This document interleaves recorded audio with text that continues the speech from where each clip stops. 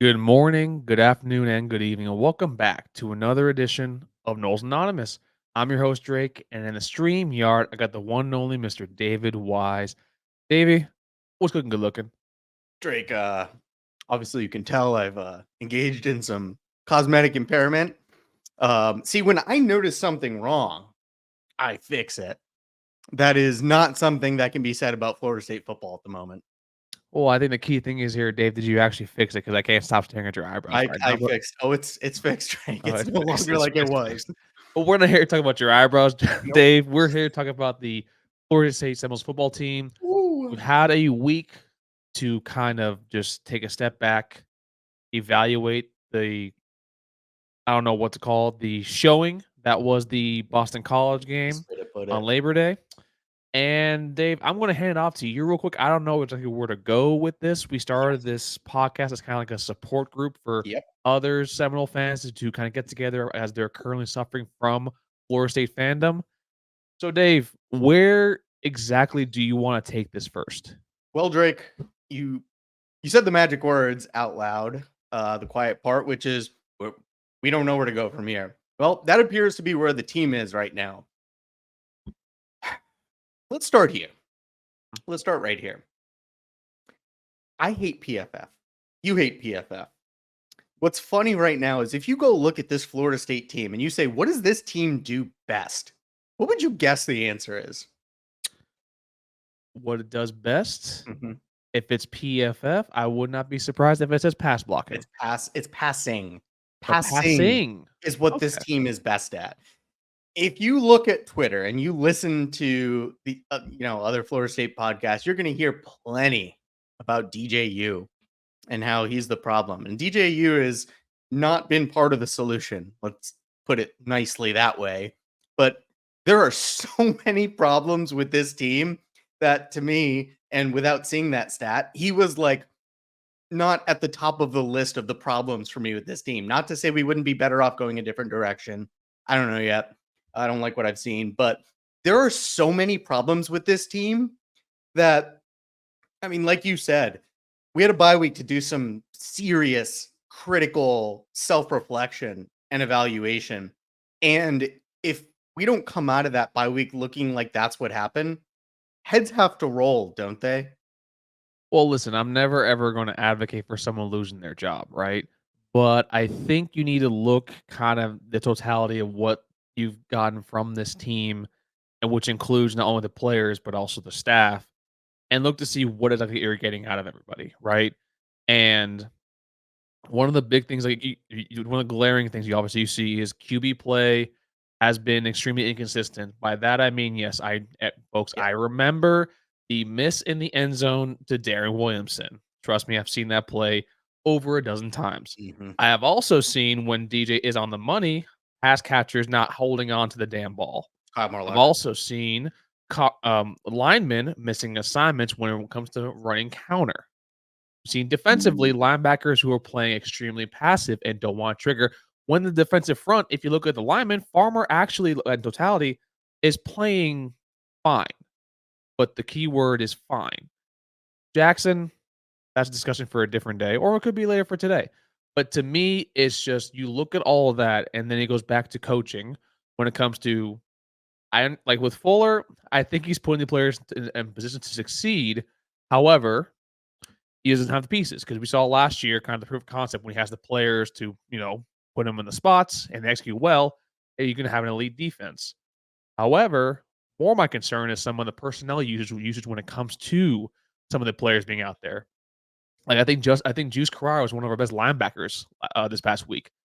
Where was he against GT? Because I think if he played against GT, that to me screams as someone that probably would have helped us win the game. So it's really hard to kinda pick something when everything looks bad. Yeah, that is exactly right. There was so much wrong against Boston College. You were never really competitive in that game. It felt No. like you never really thought this team could have any chance to come back against Boston College under its very first year of a regime change. And you always hear about how difficult that is and how you see programs like Florida State under the first year of Mike Norvell make excuses for it's the first year. That's what happens, right? Well, I mean, Boston College is at a superior talent disparity relative to Florida State under the first year of new head coach Bill O'Brien. They took care of business. They looked competent. They wanted it more than Florida State. And they just ran the same damn play again and again, ran it down our throats, told us they were going to do it. We couldn't do a thing about it.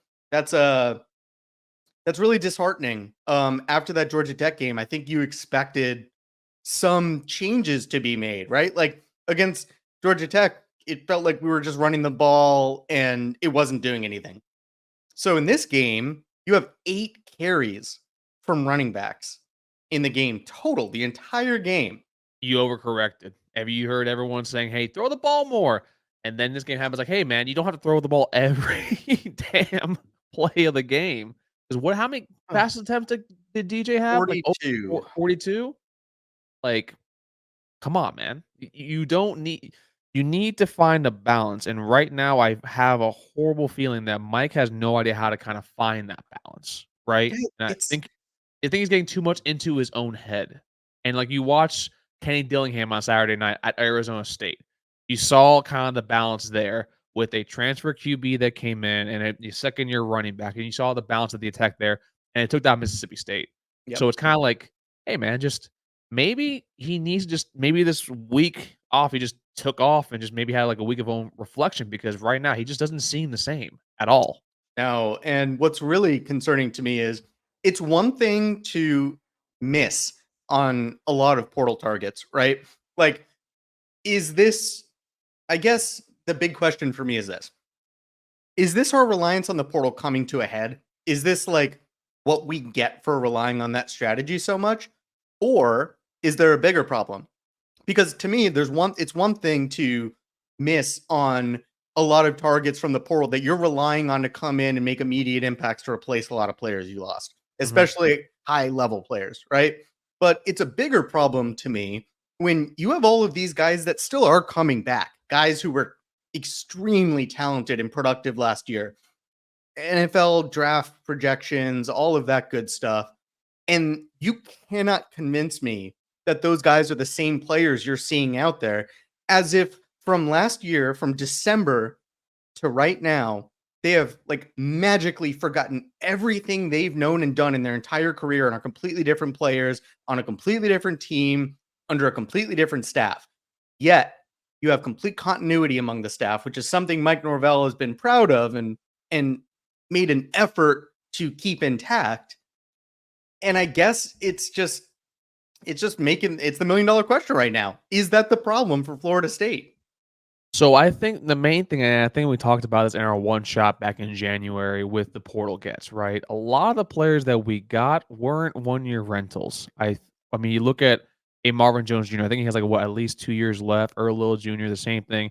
And I point those two out primarily because they come from what we call like top tier blue blood programs, like And coming Jalen from Brown, the Alabama receiver. and UGA and Jalen Brown, the receiver. They come from blue blood programs. That it's kind of what you go to. And to me, it goes to you grab those because you try to rely on those past relationships where I think a lot of people talk about the transfer portal being that it's kind of your second chance with the kids that you didn't land out of high school. Maybe they're not gelling at their play at their current stop. But I think if you look at the transfers we took in the past, whether it be a Braden Fisk, a Keon Coleman, a Jared Verse, they showed production at their stop before they came here. Aside from um, maybe Roydell Williams, maybe Malik Benson. Did if you look at the entire kind of the kids that we brought in, it felt these kids were more for the development and maybe for 2025 as opposed to the immediate impact for 2024, which I think is perfectly fine. My concern though is who are you going to have kind of as a stopgap between that, and then also who's going to be coming up with them? Because as you and I have discussed, high school recruiting with the staff has always been difficult. It has always been either dropping the ball late on an Armando Blunt or an LJ McCray going over to Florida or KJ Bolding heading over to Auburn heading over to UGA at the last minute. So to me, I think that's kind of where it's not the over reliance on the portal. I think it's that the reliance on the portal has been able to shield how the high school recruiting has been kind of very lackluster over since Mike Norvell has taken over. And now we're seeing how these kids are, they're not ready yet to step in full time as starters. And now they're struggling. Well, and you're seeing the result of a lot of misses, not just in the transfer portal, but in high school recruiting as well. Obviously, Auburn lost yesterday, but you saw Keldrick Falk get to basically ruin an entire drive in that game himself. And that's not the only example, obviously. That's just one that I happen to be I forgot vexed with. about that kid. I'm like, I damn it. know. I know. And it seems like it happens every time. Every time we miss on a kid, like he ends up going to another place and falling out. And that just is what it is. But it's there's just it's not just the portal here. Like you have kids that have been in the program for years. Like Darius Washington was expected to be an NFL prospect left tackle, and not that he still can't be, but Boston College made it look like that was a kid in high school that you threw out there and just saw what would happen against a college team. In Like his defense, I really think that Donovan Izarago kid's going to be a first round pick. But continue. But if your point is taken, but continue because that's the one that's kid that we said. That's the one kid we warned about. That's the I one kid know we warned about. I know. Yeah, I don't know what to make of what's the biggest issue here. And at the end of the day, the reality is it all comes back on Mike Norvell. And I'm not sitting here calling for, anything to be done with him. Like we're locked into Mike Norvell for long term. That is not changing. It does not matter what happens on the field this year or even next year. We are financially committed to the Mike Norvell operation. So don't even get yourself in that headspace of, oh, well, what if we were to change coaches? Not happening unless he voluntarily goes somewhere else. But that doesn't mean that other things on this staff can't change. You're not seeing development. You said the magic word. We brought in a lot of kids from the portal that we feel like that are going to be developmental prospects because they have several years. They're not 1-year rentals, right? Like they're not Nick Scourtons that are going to be here for a year and go right off to the NFL. Mm-hmm. That's fine. But you're not seeing development now out of the kids we brought back. You're not seeing development out of the kids from the portal who've had less time, obviously, so that's more understandable. You're not seeing any development at all. Can you name for me one position on the field other than special teams, like other than our punter Damn and it! kicker? Damn it! Damn it! Damn it! Can you name me a single position that you see like meaningful development? Kevin Knowles. Okay. Okay. So our DBs. So you feel good about Patrick Surtain as our defensive backs coach in recruiting and development. That seems to be the common thing. People are comfortable with him. We just brought him in. He's doing some good things here. He's the only one on staff that seems like he can recruit worth a lick, especially in South Florida. Nowhere else, right? Do you feel like everybody's gotten worse at every other position, I guess? I don't know if it's worse because I mean there are some that I feel that obviously have taken a step back or they're or not even taking a step back. Some of them have just stagnated, right? I think that's more kind of we want people to take another step forward and kind of in their development as not only a player for Florida State but also as a premier player at their position in the country. And right now, I think like what you see along the defensive line, especially the defensive end spots, you can kind of see that stagnation is holding there, right? Or you also look at it basically for the linebacking core. Some might have taken a step back, others have simply just stagnated. Running back room, stagnated. Wide receiver room, maybe also that one is still interesting to me because the uncharacteristics drops by players like Lawrence Philly, who probably has some of the most surefire hands of the team, is more that's to me kind of more of a focus thing. And that kind of brings me to my point also is that with the players, it just feels like also the grit and the focus on kind of, finishing out each and every one of their plays is not there. And I don't know if I don't think it's a lack of want to. I think it's a fear or a hesitancy to kind of make a mistake. And that to me is because sometimes can be even worse. Yeah, and I don't know because you flip to the other side of the ball for me, and I'm not going to call him out because I still think he's a dude, and I think he's going to figure it out. But the ineffectiveness of Pat Payton is just it. I can't make sense of it one way or the other. And it just makes me wonder if December 4th last year or December 3rd, that selection committee show was like the edge of a cliff for this program, like that the focus and the passion was lost and has not been reinstilled since. And that's a problem for Mike Norvell. Like, it's obvious to anyone who watches that the focus and the passion and the intensity are not there on game days. And it's really confounding to me that you hear people who are at these practices for Florida State say it doesn't look anything like this. So it just doesn't make sense to me that it could look good every day. And you heard all these positive reports. You heard Nick Saban going to Florida State practice and saying this is one of the fastest and most physical teams in the country. Like, I can't think of a reason why a guy like that, who's obviously super pro SEC and works for a network that's super anti Florida State and super pro SEC, why he would just say that if he didn't mean it. I think he genuinely believed that. So, how could there be such a disconnect in your mind behind what we've been told from people who know what they're looking at and what's showing up the first 2 games of the year against teams that we're double-digit favorites against and no questions asked should be? Yeah, and not only that, I think I like you bring up the December 4th point. I know Brent Sonnone over 247 wrote a very good piece, basically kind of detailing the entire timeline. And that could be also it too. I mean, Dave, how would you feel basically if you're Mike Norvell, you teach these kids about how you work hard, how if you work hard, if you respond, the way Yeah. you're supposed to, if you keep doing your job, at the end of the day, you will be rewarded for your efforts. And then that just slashing it. And not only if you're a kid, and I mean Mike, you look at Mike, it's like he's telling me all these things. Obviously, he's kind of wrong. I'm not saying you're automatically not going to listen to him, but if you're an 18 and 22, 23-year-old, are you gonna if my boss says something like that, I was like, why would I listen to you if you seen you argue this motion 4 or 5 times and you just lost them all, right?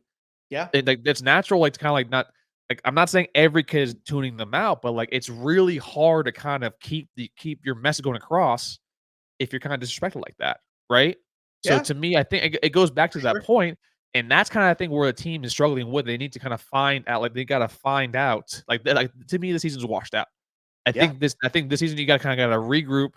You gotta showcase basically, moving forward, the message is, still strong and still you can believe in them, but that's gonna take that to me is more what the problem is with this team, because it does feel like at times they're not playing together, right? It's kinda like they kinda are left all out and all alone on an island out there with no one to Yeah. help them out. And whether or not it's understandable, I agree with you. As far as, Mike Norvell is concerned, he's in a difficult position. Absolutely, after what Yeah. happened, not making the playoffs last year.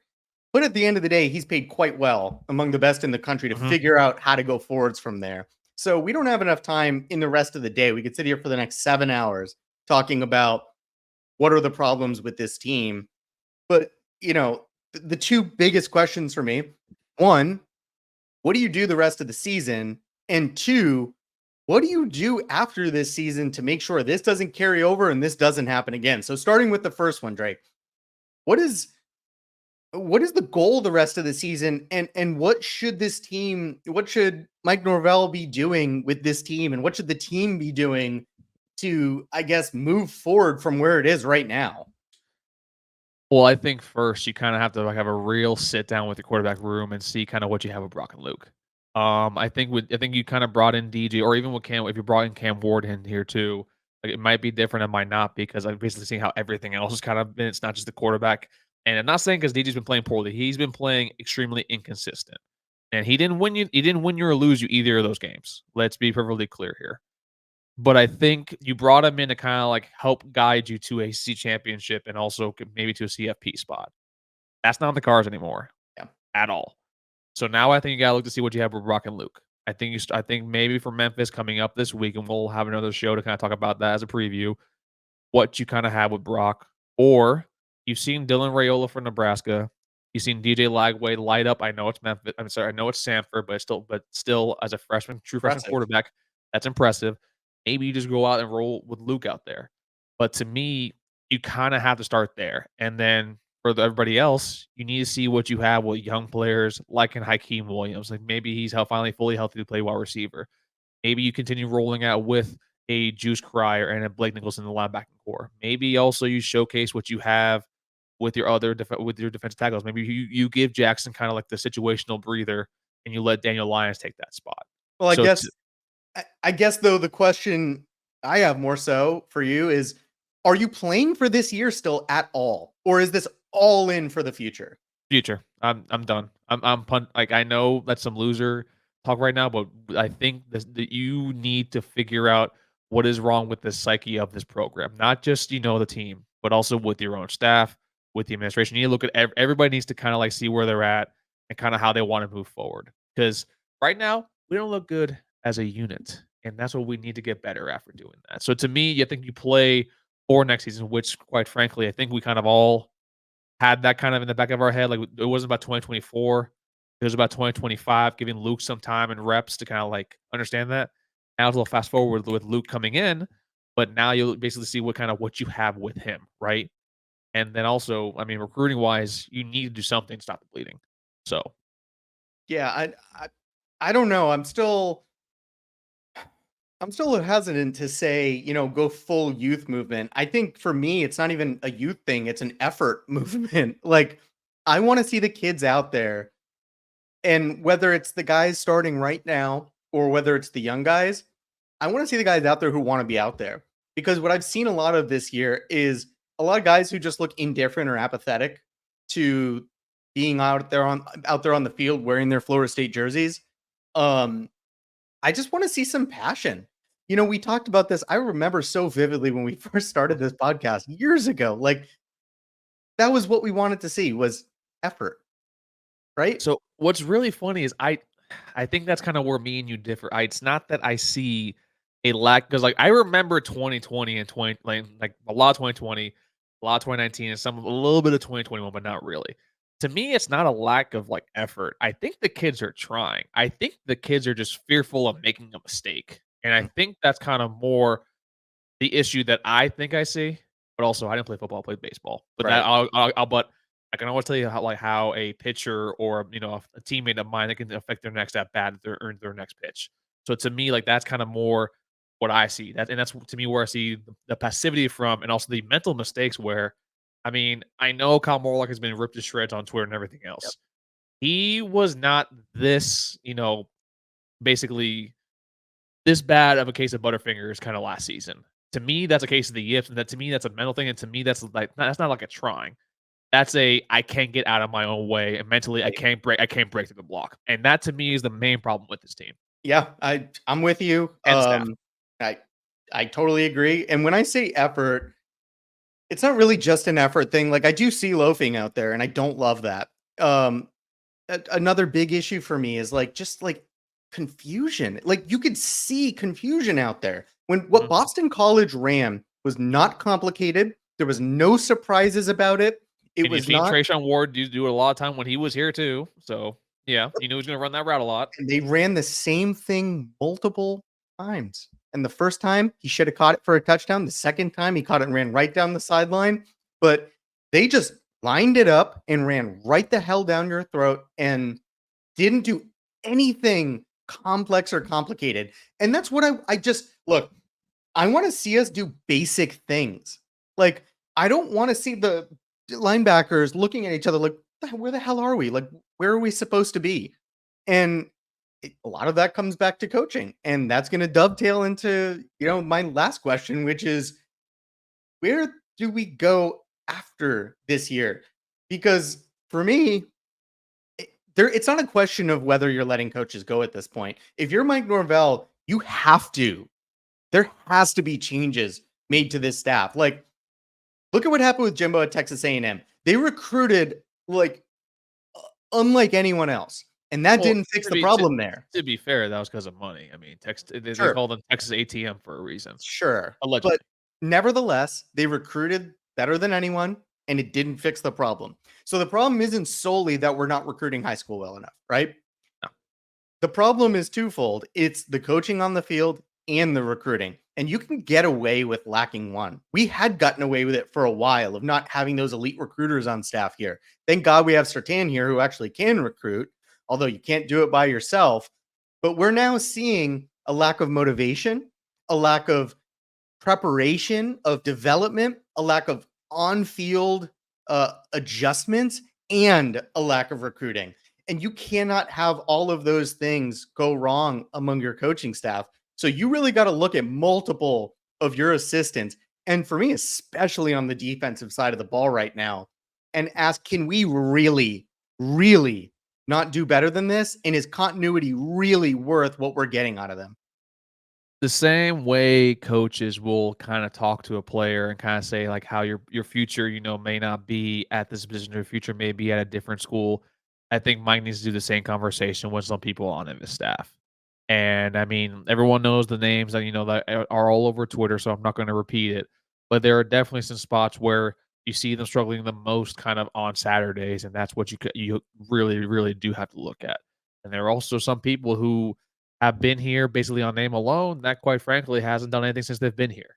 Um, and that's one thing that maybe I understand. Mike is very loyal to his staff. Like Dave, I think the last time we had someone leave, I think was Chris Marv to become the DC over at Virginia Tech. Mhm. Um, and that was what 2-3 years ago. I guess Woodson. Sorry, yeah, Woodson left, and also kind of Kenny Dillingham left too. Yeah. That's right. You're right. But overall, I mean, you can't sit here and say that you the pr- sorry, not sorry. The you can't sit here and say that each position group has kind of been elevated since Mike has been here. I mean, the floor has kind of risen, Mhm. right? The Couldn't get ceiling, lower. the ceiling, I don't think has moved at all. Mm. If we're being completely honest here. Um, and that to me is kind of the major concern. That does start off with you're allowed to, it goes back to what we said earlier about, you're allowed to pass and throw the ball. You're allowed to have a staff that can do both coach and also recruit. And I think that's kind of where Mike needs to look at himself in the mirror and be like, I understand I'm loyal to a lot of these guys, but at the end of the day, you're getting paid, like Dave you said, $10 million Yep. a year. CEO. Also, these staffs, these assistants are making close to probably 400, 500K overall. So they'll be fine. They'll find someplace else to work out. No big deal. But you definitely need to improve, because if you keep it the same, I mean, complacency is what is going to kill you at the end of the day. Does he make the changes? Um, does he make the changes? Because I don't want to have dead air. The only, to me, I think no. Woo, okay. How about this? Fast And I'm forward. only saying that it's really because I don't think he makes them on his own. I think that he's gonna be basically made to make those changes. Okay. And either way, they obviously need to be made. But fast forward 11 months. It's August 8th, 2025. We're doing this podcast on August 8th. Coaching staff is exactly the same. And you say what? Well, if the coaching staff is exactly the same, then I think we're gonna have a new head coach when we head over to the Big Ten in 2 short seasons. Because you know what our first game is next year, Dave? Alabama. It is Alabama. And I can tell you right now, I am friends with a few Alabama alumni, both being from the law school and also undergrad. I cannot tell you the group chat how that was last night when they were down were Tied up with you. by 1 against USF. Yeah. So, yeah. Yeah. I don't think a lot of people will be very happy. I think Mike Norvell, I mean, he's not going to be on the hot seat next year if that happens, because again, we have such a financial commitment. That's the bigger driver of that reason. Mm. But I think you're going to risk losing some people who give a lot of money to this program if you don't make any changes, knowing that they're problematic. But also, it goes back to what I said before, like, head coaches are extremely stubborn, and they Yeah. stick to what they do, and, like, most of the time, they're successful by that. I mean, that was why I said that it was rare that Saban's like, "You know what? F it. I'll hire Lane Kiffin. You wanna have this, spread Mhm. offense go everywhere?" And they basically that revitalized and saved his career for a few seasons over in Tuscaloosa. So to me, unless Mike is gonna have to have somebody like you're saying, that's some big money to tell him, "Hey, you need to do some stuff because you can't piss off those people. You Yep. can piss off me and you because we don't give them much money. We give Yep. money, but we're like drops in the Selfish. bucket." Right. So Yeah, I'm completely there with you. I don't know if those conversations are already being had, but a lot of people are already tuning out. You go 0-2 with the expectations that were placed on this team, including from what you heard from Mike Norvell. This is the fastest and most talented Florida or team I've ever coached. Okay, where is it?